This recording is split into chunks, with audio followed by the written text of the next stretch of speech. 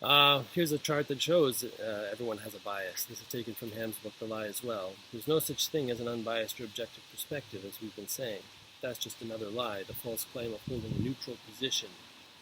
So supposedly Christians are biased and by some book they believe, but we scientists, we're neutral and objective. That's a lie.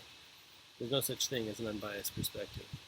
And by the way, many Christians, or many scientists, are Christians who believe their Bible. And in fact, the modern scientific era was founded by a Christian who believed his Bible literally. His name was Sir Isaac Newton.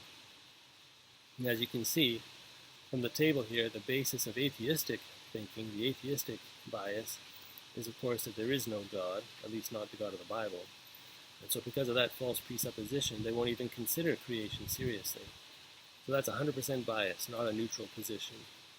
As you can see in the second row, the basis of agnostic thinking is that they can't be certain of anything, they say. And they'd be right if God hadn't given us his word, the Bible.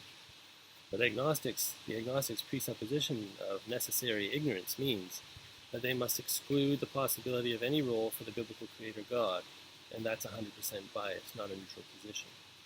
In the third row, you can see that even theism, the belief that there is a God, yet not necessarily the biblical creator God, though it has a basic deduction, a presupposition of there being a God in theism, since it's not necessarily the biblical creator God, that belief system even results in theists not having belief in any absolute truth or reality.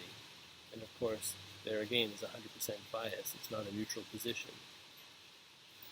There is no neutral or objective position. Every human being has an ultimate presupposition, a final authority for what they believe, and that means they have a bias. Everyone does.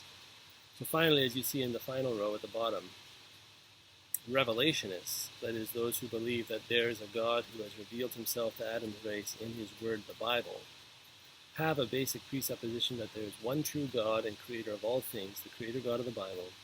As a result, revelationists, Bible-believing Christians, that is, have absolute reference points from the Bible as to what's true and what's false, what's real and what's myth, what's right and what's wrong. Revelationists also have 100% bias, and their bias is the Bible. So all these groups of people have 100% bias. And as Ham said, the question is not which is the unbiased view, but which is the correct bias to hold.